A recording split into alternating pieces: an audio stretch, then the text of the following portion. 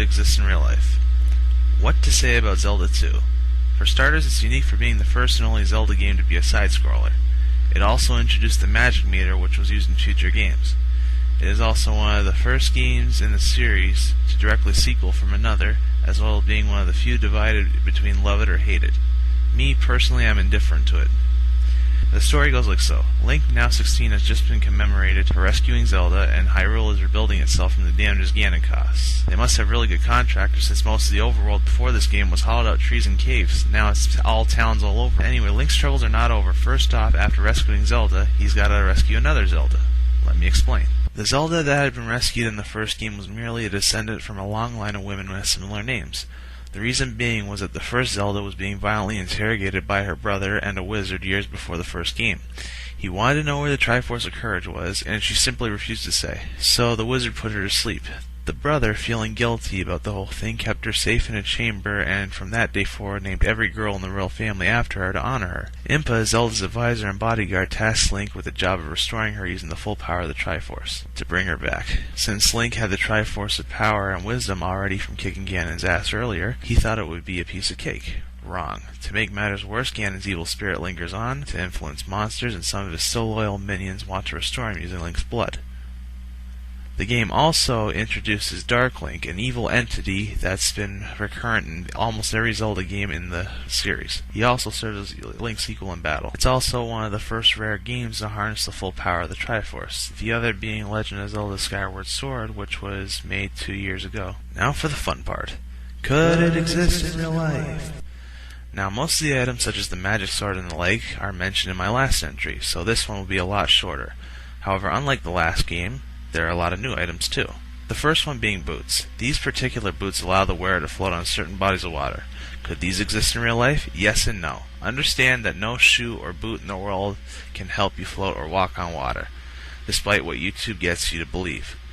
The shoe alone could float, but the mass of the person wearing it could cause it to sink. However, there are alternatives, like ice skates. Ice is frozen water, but that depends on how solid the ice is and how good your speed is. However, if something as heavy as a snowmobile can run across the ice, and so could skates at the right speed. Should they find a way to walk on water, there's one con. Some would mistake you for Jesus and as God. Morgan Freeman would say, believe me, you wouldn't want that kind of attention. The second one is the newly introduced Magic Jar. This started a long tradition among Zelda games to include a magic meter, so Link could use spells and energy projectiles.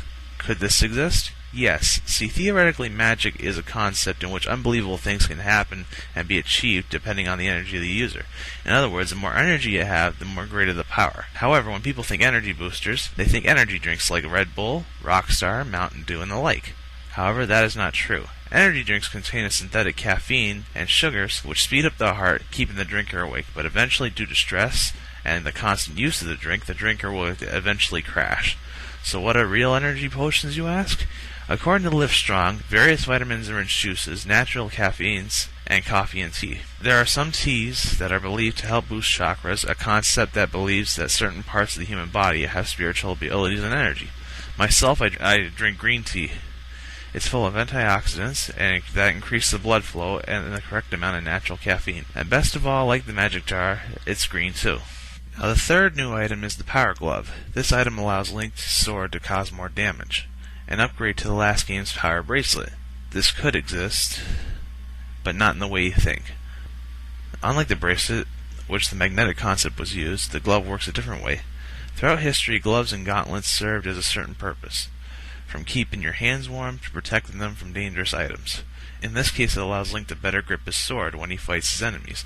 These kind of gloves are most common in the gym, worn by weightlifters to better grip the weights they're lifting. Now, another concept always bothered me. Zelda, the one that was sleeping, was put into deep sleep for years, yet she never aged or died of starvation and dehydration.